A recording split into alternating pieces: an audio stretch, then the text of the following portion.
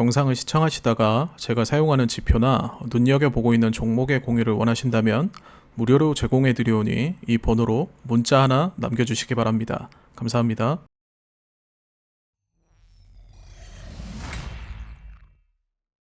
안녕하세요, 마이크입니다. 오늘은 주식 종목보다는 일단은 현재 가장 급한 미국과 관련된 이분이죠. 트럼프와 관련된 정보들을 좀 종합을 해보고 이번 주 한국장 어떻게 대응할 것인가에 대해서 좀 말씀을 드리려고 해요.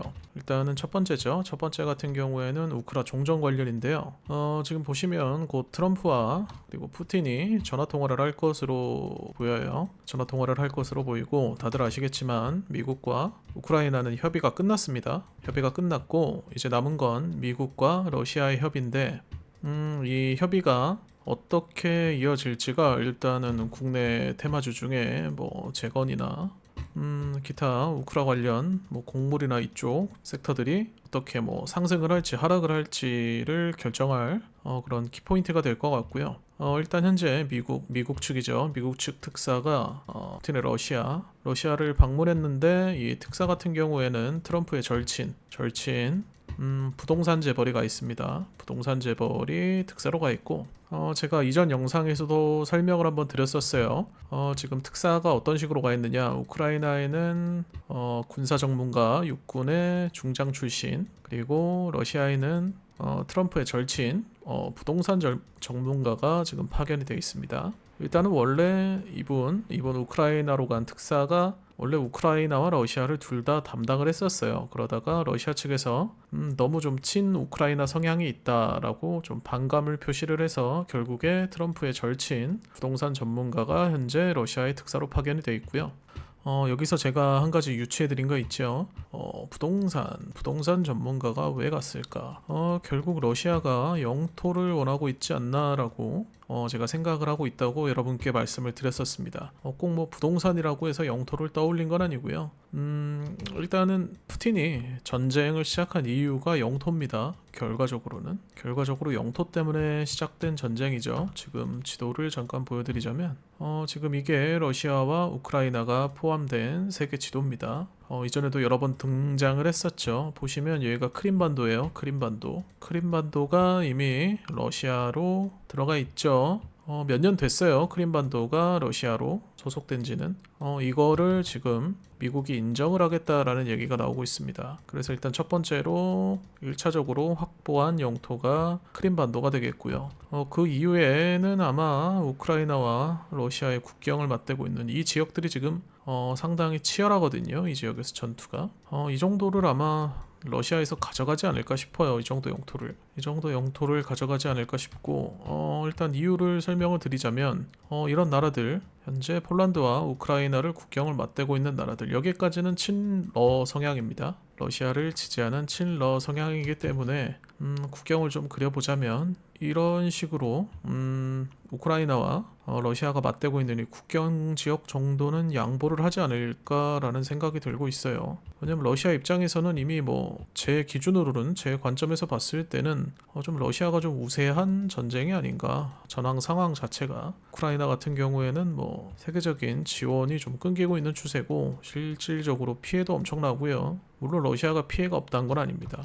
이런 식으로 해서 크림반도를 포함한 어느 정도의 영토를 러시아가 가져가면서 휴전이 또는 종전이 이뤄지지 않을까라고 생각을 해요. 일단은 뭐 누군가에게 이득이 있어야 이 협상이라는 게 진행이 되는데, 미국은 우크라이나에 광물을 가져갔죠. 이 광물을 통해서 재건 비용을 마련해서 우크라이나를 재건하겠다라고 이미 뭐 못을 박아둔 상태이고, 협의도 끝났고요, 사실. 그렇다면 러시아 입장에서는 이 전쟁을 이제 와서 큰 피해를 입고 뭐 미국의 말만 듣고 종전을 할 수는 없으니 분명히 이 전쟁의 시발점인 영토를 아마 좀 가져갈 겁니다. 그래서 지금 그 부분에 대한 협의가 조금 오래 걸리는 걸로 보이고요. 어쨌든 이게 종전이 되면 우크라이나에 파괴된 기반 시설들 뭐 많겠죠. 도로, 뭐 철도부터 시작해서 국가 기반 국가 주요 시설들 재건이 필요한데 여기에 한국 기업들이 참여를 할 수도 있으니 그래서 우크라 재건주가 지금 뜨고 있는 상황이고요. 우크라 재건주와 뭐 기타 관련 종목 보유하신 분들은 이 상황 장기적으로 계속 지켜보셔야 되겠고 아마 이번 주 내로 끝나지 않을까 생각도 들고 있습니다. 푸틴이 별다른 변덕만 부리지 않는다면 아마 영토를 가져가는 선에서 종전 또는 뭐 휴전을 하지 않겠나라는 게 제 생각입니다. 아무튼 우크라이나와 러시아에 관련된 얘기는 여기까지 하고요. 지금 가장 중요한 거는 아무래도 트럼프발 관세겠죠. 일단은 주목하셔야 될 게 4월 2일부터 상호 관세가 모두 적용이 됩니다.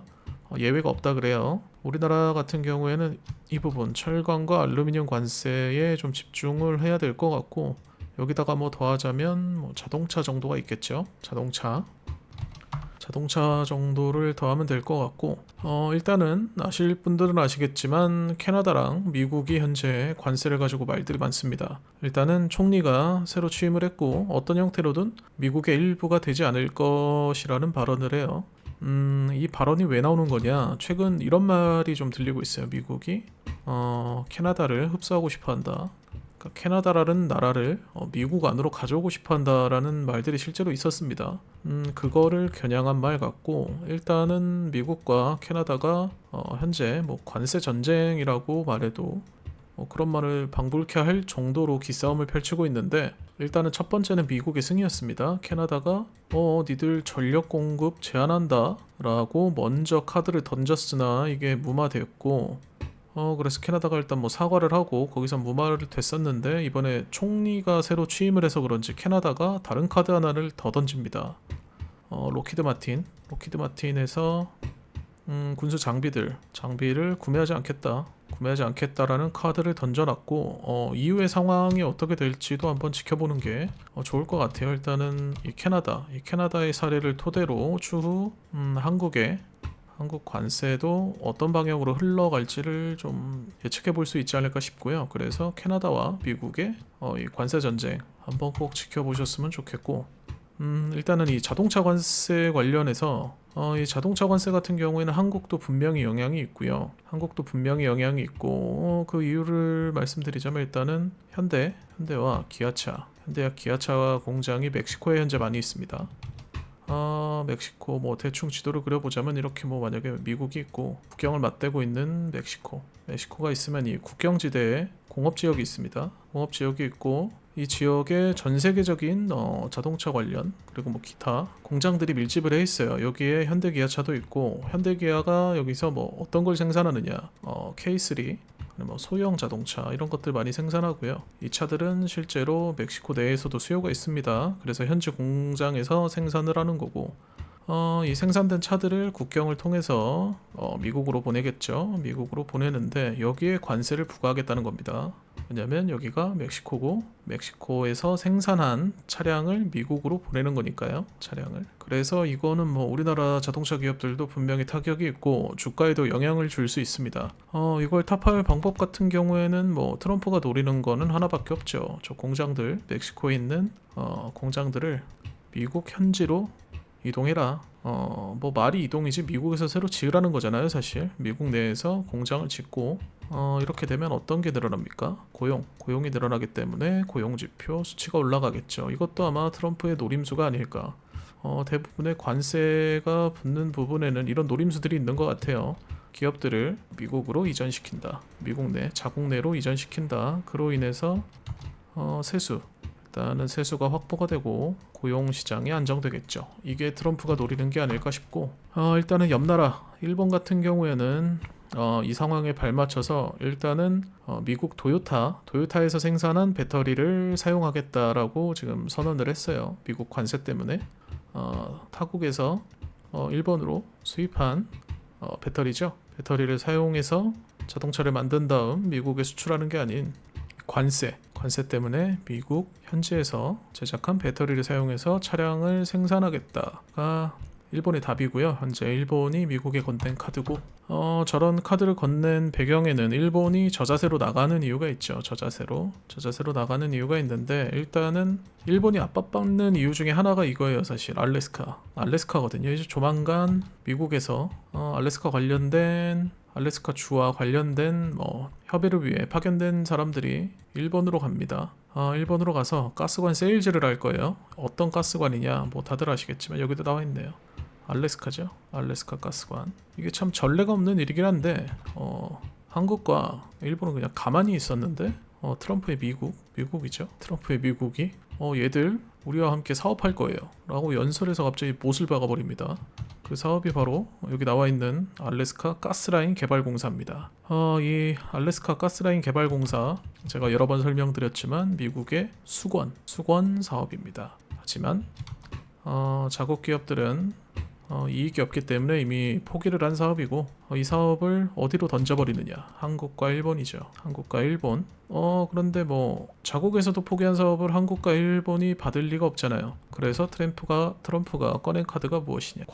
관세죠. 이 카드 꺼내듭니다. 이 관세 카드와 함께 같이 꺼내든 게 무엇이냐? 방위비 인상. 뭐 이거는 트럼프 일기 정권에서도 계속 지속적으로 만지작거렸던 카드예요. 방위비를 인상하겠다.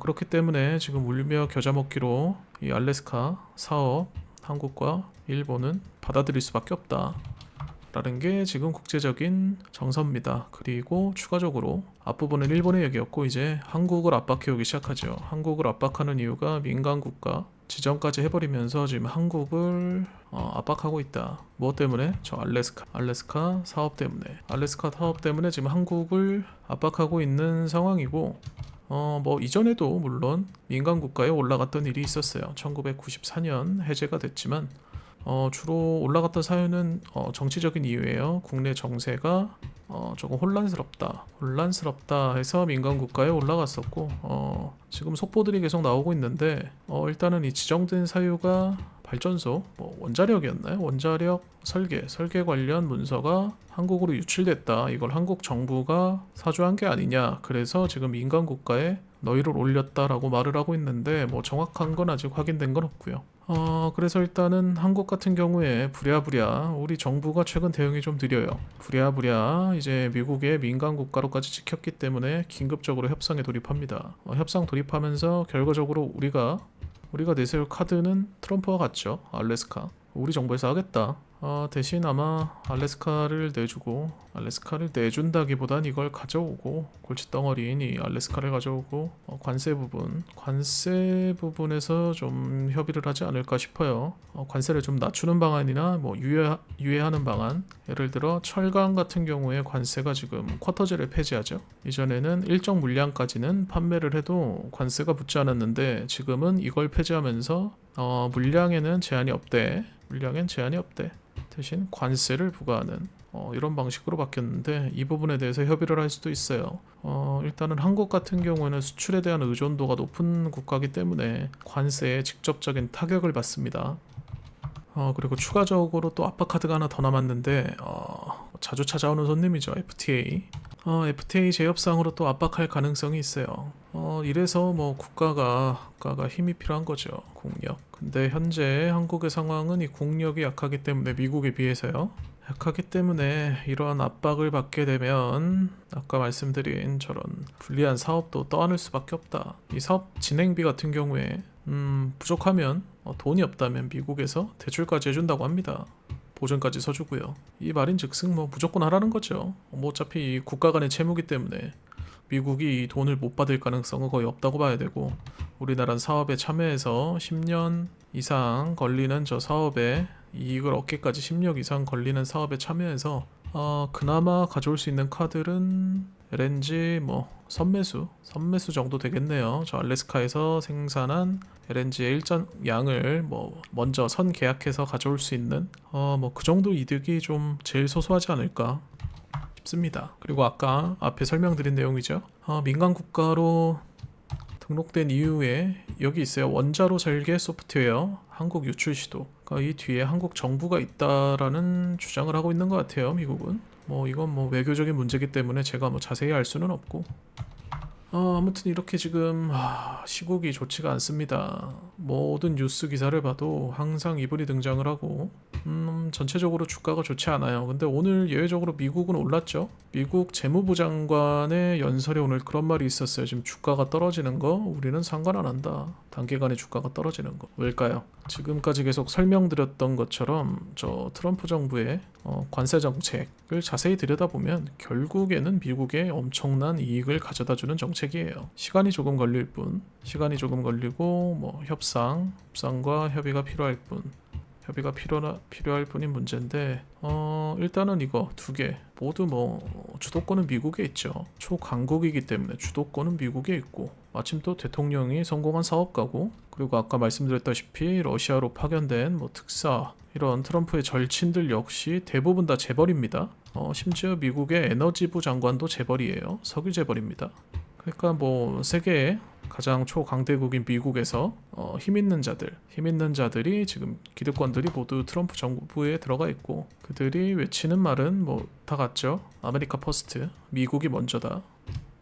이런 식으로 정책을 계속 펼쳐나가고 있고 우리 같은 투자자들은 이런 뉴스들 계속 관심 있게 지켜봐야 됩니다. 지켜보기만 한다기보다 공부를 하셔야 돼요. 이제는 어쩔 수가 없어요. 올해는 저 트럼프 정부에는 이 공부가 필수입니다. 계속 정보를 모으시고 그리고 다른 사람의 의견도 한번 취합해 보시고 이런 게 필수이기 때문에 혹시 이런 부분 뭐 도움받고 싶다 하시는 분들은 상담 번호로 연락 주세요. 상담 번호로 문자에 도움 적어서 연락 주시면 제가 조만간 개설할 단체방에 나중에 초대 한번 해드리도록 하겠습니다. 이게 영상으로 정보로 공유를 해드리기에는 조금 느린 감이 있어서 저도 이제는 단체방을 개설할 때가 됐지 않았나 그런 생각들 하고 있고요. 아무튼 지금까지 제가 말씀드린 내용들 뭐 너무 귀담아 들으실 필요는 없지만 그냥 라디오처럼 들으시면서 여러분들도 뭐 공감 가는 내용 같은 경우 여러분들이 생각했던 내용 또는 찾아봤던 내용과 동일하다면 메모들 두시고요. 투자하시는데 꼭 반영하셨으면 좋겠습니다. 아무튼 저도 같은 투자자이기 때문에 트레이더이기 때문에 시시각각으로 들려오는 미국발 뉴스들 조금 더 집중할 거고요. 그렇기 때문에 제가 요즘 계속 잠을 못 자고 새벽에 영상을 만들고 있습니다. 아무튼 실시간 속보들 관련해서 들어오는 대로 제가 조합을 해서 영상으로 제작하고 여러분들에게 항상 좋은 정보 갖다 드릴 수 있도록 노력하겠습니다. 여러분들의 그리고 저의 투자가 즐거웠으면 좋겠습니다. 마이크였습니다. 감사합니다.